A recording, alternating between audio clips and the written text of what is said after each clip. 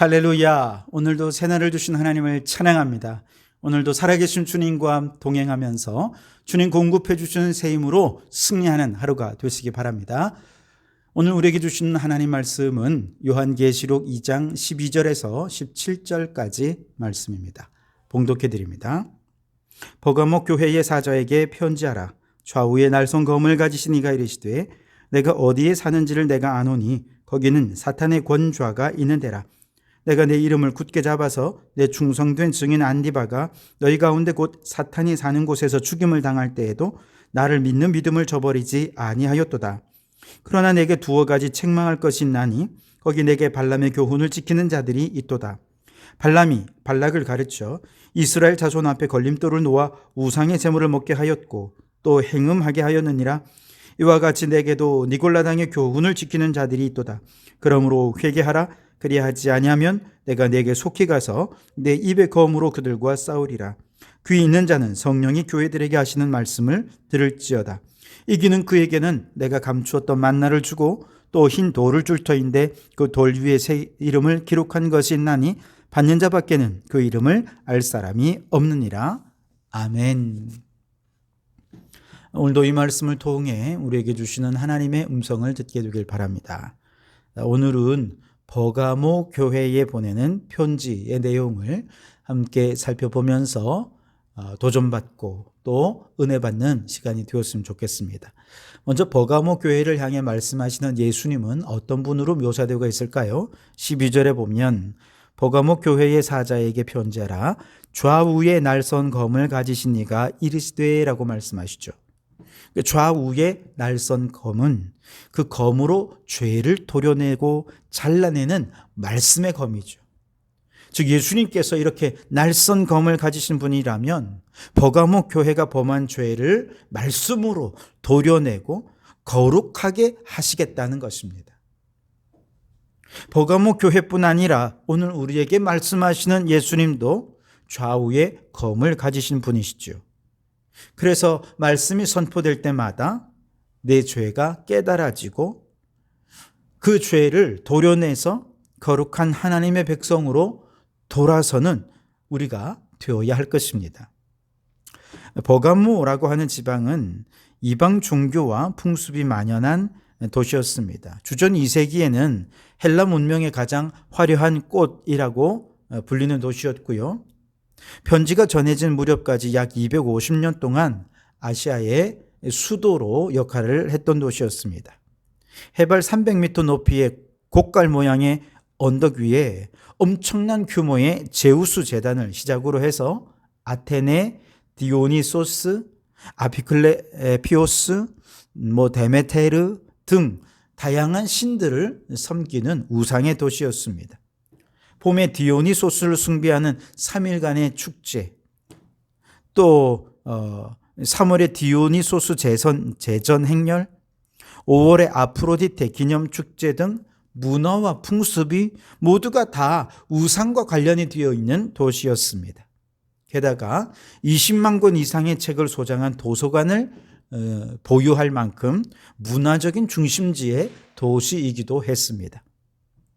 무엇보다 버가모는 가장 먼저 황제 숭배를 시작했던 도시로서 아우구스투스를 시작으로 해서 세르베투스까지 황제를 위한 신전을 3개나 짓고 신전지기로서 충성을 다했기에 주님은 그들이 사는 곳을 가리켜서 사탄이 사는 곳, 사탄의 권좌라고 부르셨습니다.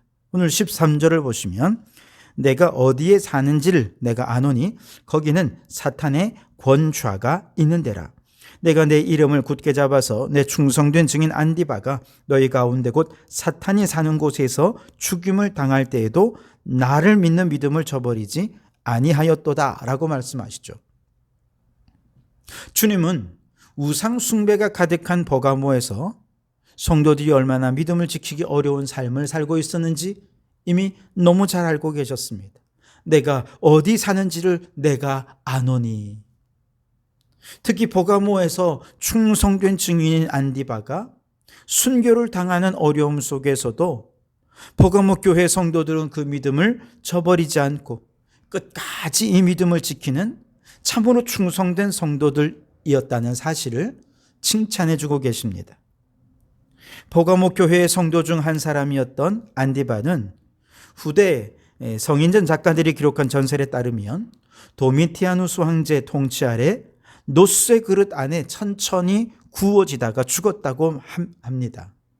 그런 극심한 핍박 중에도 예수 그리스도 이름을 굳게 잡고 믿음을 저버리지 않았기에 주님은 그 안디바를 향해 충성된 증인이라 부르셨습니다. 그런데 안디바만 그랬던 게 아니었습니다. 버가모 교회 성도들 전체가 그랬습니다. 충성된 증인으로서 그 무서운 협박, 거센 핍박에도 불구하고 그들의 믿음을 지키지 않았던 것이죠. 사랑하는 성도 안디바가 죽임을 당할 때도 낙심하지 않았고 더욱 굳게 예수님의 이름을 붙잡았습니다. 히브리서 11장 38절에 이런 믿음의 사람들을 가리켜 이런 사람은 세상이 감당하지 못하느니라 라고 말씀했던 것처럼 버가모 교회 성도들은 이처럼 세상이 감당치 못할 믿음을 소유한 멋진 믿음의 사람들이었습니다. 그러나 그들에게는 이렇게 멋진 믿음에도 불구하고 도려내어야 할 죄악이 있습니다. 14절, 15절 말씀에 보면 그러나 내게 두어 가지 책망할 것이 있나니 거기 내게 발람의 교훈을 지키는 자들이 있도다. 발람이 발락에 가르쳐 이스라엘 자손 앞에 걸림돌을 놓아 우상의 제물을 먹게 하였고 또 행음하게 하였느니라. 이와 같이 내게도 니골라당의 교훈을 지키는 자들이 있도다.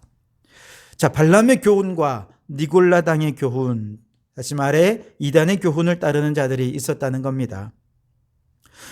니골라당의 교훈이 무엇인지는 잘 모르지만 15절에 보면 이와 같이 니골라당의 교훈을 따르는 자들이 있다라고 말씀하신 것으로 보아서 앞에 있는 발람의 교훈과 니골라당의 교훈이 아마 비슷한 이단의 교훈이지 않았을까 생각해 볼 수 있겠습니다.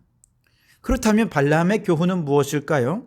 민수기 22장에서 24장에 보면 하나님은 모압 왕 발락이 제시한 금은 보화에 유혹되어서 발람 선지자가 이스라엘을 저주하려 하는 것을 막으셨죠. 오히려 축복하게 하셨습니다. 바로 이 사건을 말하는 것인데요. 그런데 바로 여기에서 끝나는 것이 아닙니다.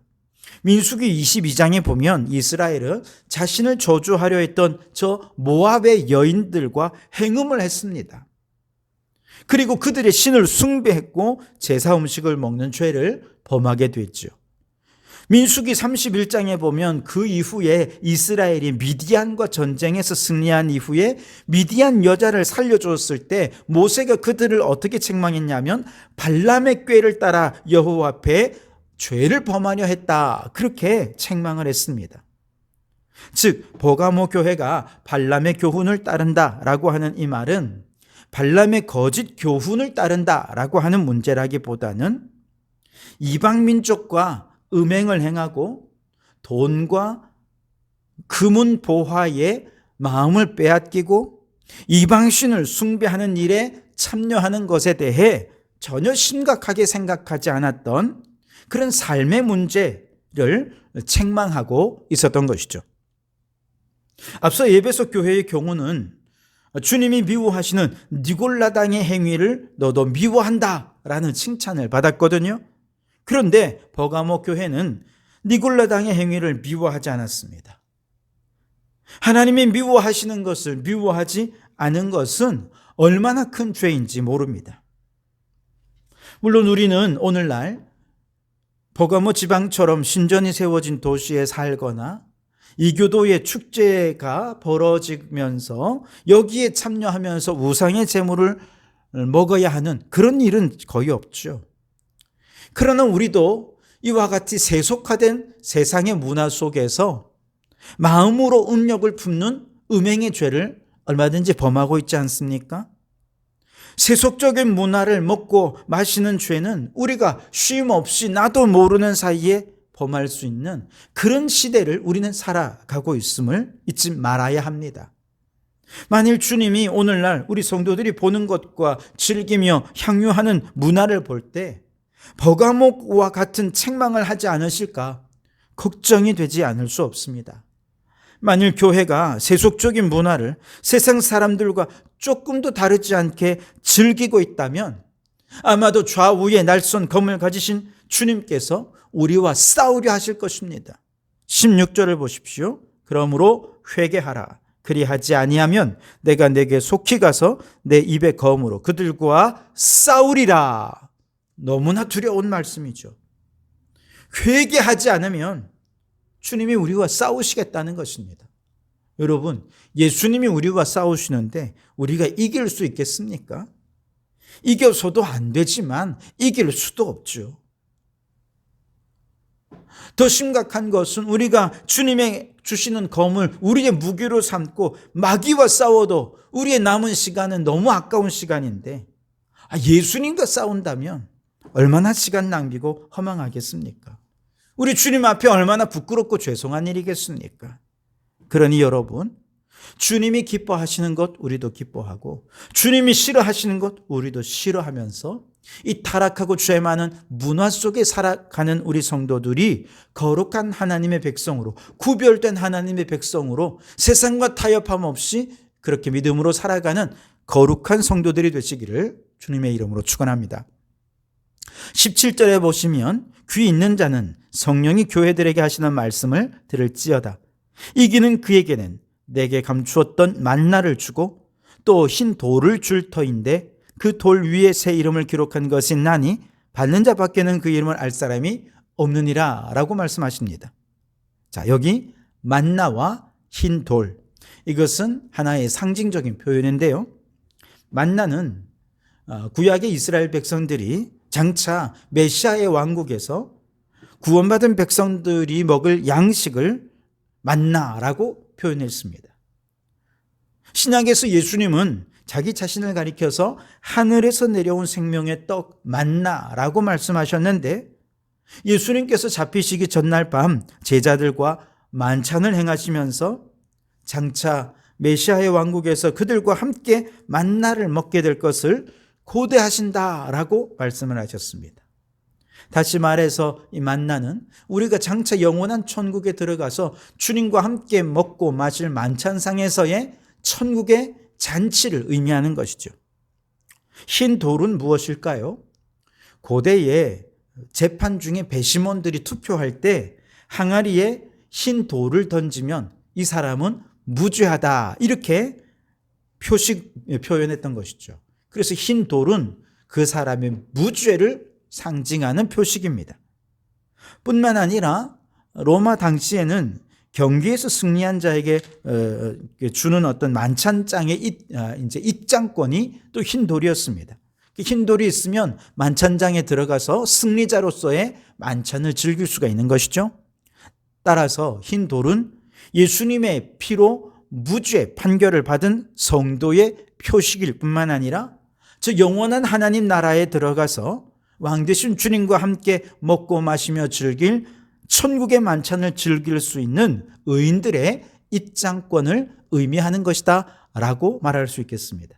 여러분, 만일 우리가 이 세상의 문화 속에서 발렘의 교훈, 니골라의 교훈을 따르지 않고 거룩한 하나님의 백성의 문화를 따르며 구별된 삶을 살아갈 수 있다면 이렇게 믿음을 지키고 거룩함을 지키고 끝까지 이기는 자에게 우리 주님 반드시 영원한 천국에 들어가 주님과 함께 먹고 마시는 거룩한 복을 허락해 주실 줄 믿습니다. 그 영원한 복을 누리는 그날까지 환난 중에도 믿음 잘 지키고 세상의 타락한 문화 속에서도 거룩한 하나님의 백성으로 끝까지 승리하는 우리 성도들이 되시기를 주님의 이름으로 축원합니다. 기도하겠습니다. 하나님 아버지 감사합니다. 주님, 참으로 환난과 고난이 많은 이 세상 가운데에서도 우리의 믿음을 잘 지키기 바랍니다. 버가모 교회 성도들이 환난 중에도 끝까지 믿음을 잘 지켰던 것처럼 우리도 믿음을 잘 지켜서 우리 주님께 인정받는 저희들 되게 해 주옵소서. 오 주님, 세상의 타락한 문화 속에서 안타깝게도 버가모 교회 성도들은 발람의 교훈과 니굴라의 교훈을 따르면서 타락하고 세속화되어 갔음을 바라봅니다. 주님, 우리는 거룩한 하나님의 백성으로 구별된 삶을 살게 해 주시옵소서. 하나님의 백성다운 이 믿음과 삶을 끝까지 지켜낼 수 있게 도와주시옵소서. 그리하여 영원한 천국의 만찬상에서 주님과 함께 먹고 마시는 영원한 복락을 누리는 저희들 되도록 인도해 주시옵소서. 예수님 이름으로 기도하옵나이다. 아멘.